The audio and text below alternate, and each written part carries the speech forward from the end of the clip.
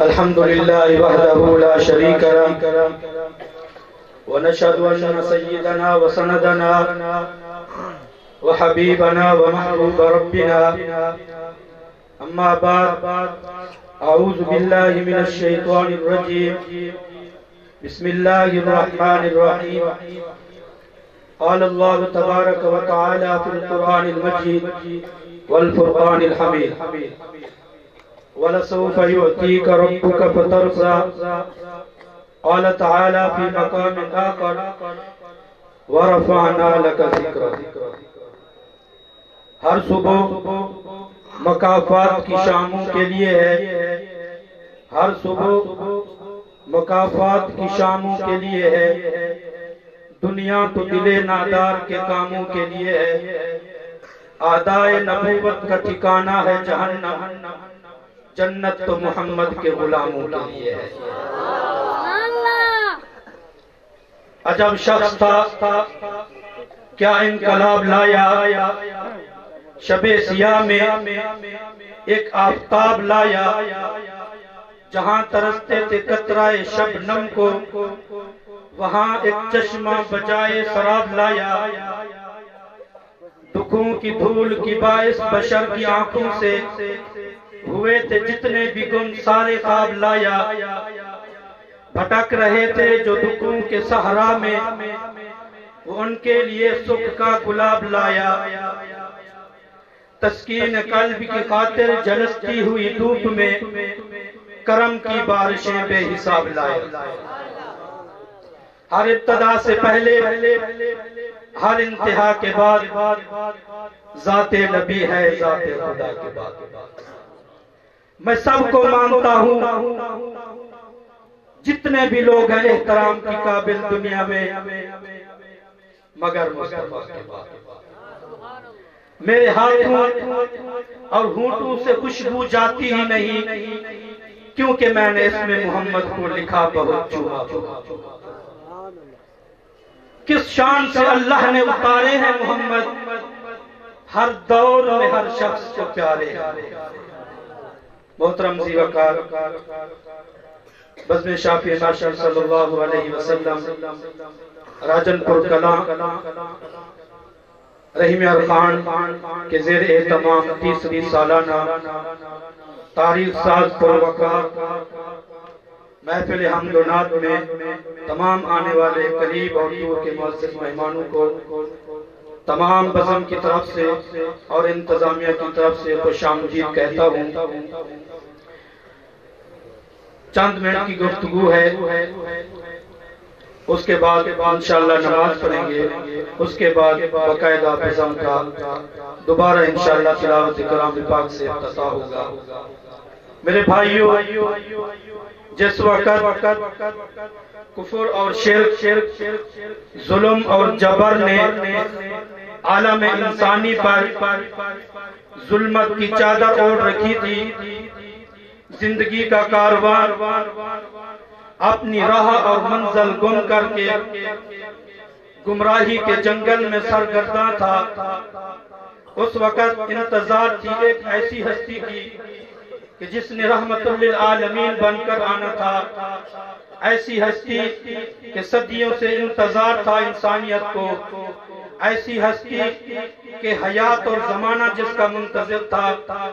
ایسی ہستی کہ جس نے عالم کے اندر، دنیا کے اندر ایک عالمگیر، ہماگیر، حسین اور منور، مثالی اور لاسانی انقلاب لانا تھا، جس سے انسانیت نے ابد تک استفادہ حاصل کرنا تھا. آخرکار وہ گھڑی آ گئی، وہ مبارک دن آ گیا. بیت اللہ کے امیر، مکہ معظمہ کا مقدس شہر، حضرت عبد المطلب کا گھر، ربیع الاول کی وہ مبارک گھڑی، صبح کا وقت ہے کہ رحمت عالم پیغمبر اعظم نبی رحمت، نبی ملاحم، پیغمبر اعظم و آخر تشریف لاتے ہیں، صبح کا وقت ہے تو گویا کہ اللہ نے اشارہ فرما دیا کہ جیسے رات کی تاریکی کے بعد صبح کا اجالا اور روشنی ہوتی ہے، اسی طرح اب حضور کی آمد کے بعد اب کفر اور جبر کا، ظلم کا جو اندھیرا اور تاریکی تھی اب وہ ختم ہوگی، اسلام کا بول بالا ہوگا، محمد الرسول اللہ کا اجالا ہوگا۔ اللہ تبارک و تعالی نے حضور پاک صلی اللہ علیہ وسلم کے اندر تمام اوصاف اور کمالات رکھ دیے۔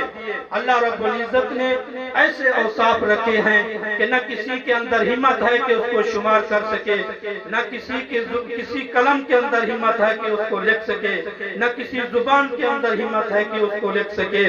اللہ رب العزت نے اپنے محبوب پیغمبر کو نبوت کی فضیلت عطا فرما دی، رسالت کی فضیلت عطا فرما دی، مقام محمود کا تمغہ عطا فرما دیا، وسیلہ کی فضیلت عطا فرما دی، معراج کے موقع پر براق کو روانہ فرما دیا۔ حضور پاک صلی اللہ علیہ وسلم کے پیچھے تمام انبیاء علیہ السلام کو نماز پڑھوائی، آپ کو ہادی اور امین بنا کر بھیج دیا، آپ کو نذیر اور بشیر بنا کر بھیج دیا، آپ صلی اللہ علیہ وسلم کے ہاتھوں سے چشمے جاری فرما دیے، آپ صلی اللہ علیہ وسلم کے ہاتھوں سے چشمے جاری فرما دیے، آپ کے ہاتھوں کے اندر کنکریوں کو تسبیح پڑھوا دی۔ تو کیوں نہ کہوں کہ کس شان سے اللہ نے اتارے ہیں محمد کہ ہر دور میں ہر شخص کو پیارے ہیں۔ حضور پاک صلی اللہ علیہ وسلم کائنات کے اندر ایک عظیم ہستی ہے جس کی مثال ازل سے ابد تک ممکن نہیں۔ اللہ رب العزت نے ایسا ملکہ حضور پاک صلی اللہ علیہ وسلم کو عطا فرمایا کہ آپ نے دنیا کو ظلمت سے نکال کر نور عطا فرمایا، اور آپ نے ماشاءاللہ تشریف لا چکے ہیں ہمارے بزم کے زیر نگران اور صدارت کی ہمارے شیخ اور مربی محترم جناب سید عبداللہ شاہ بخاری مقدسہ العالی۔ دعا فرمائے اللہ رب العزت ایسی ہستیوں کا میرے اور آپ کے اوپر تادیر تاؤمر صحت و تندرستی کے ساتھ سایہ کہ بر ہوں بہر ہوں، ہوا ہو پانی ہو، کوہ ہوں دشت ہوں، زمین ہو آسمان ہو، جہاں جہاں پر اللہ رب العزت کی حاکمیت ہے وہاں پر رسول اللہ صلی اللہ علیہ وسلم کی رسالت کی حاکمیت ہے، جہاں پر اللہ رب العزت کی بادشاہت ہے وہاں پر حضور صلی اللہ علیہ وسلم کی رسالت کا سکہ چلتا ہے۔